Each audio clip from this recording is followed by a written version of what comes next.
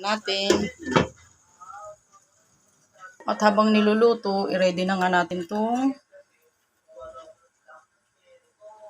corn. At halo-haloin nga natin ulit.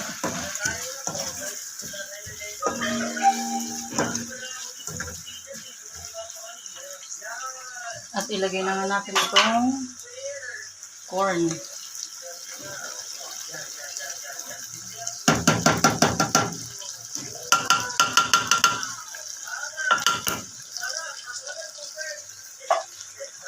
At halo-haloin ulit.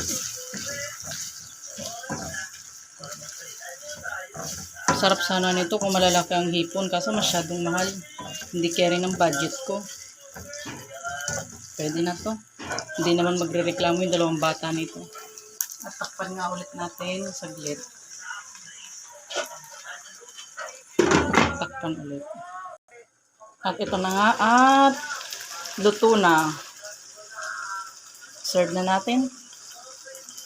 Sige naman. Sige. Yay! Thank you. Love you. At serve na nga natin. At ito na nga. Ready to eat na.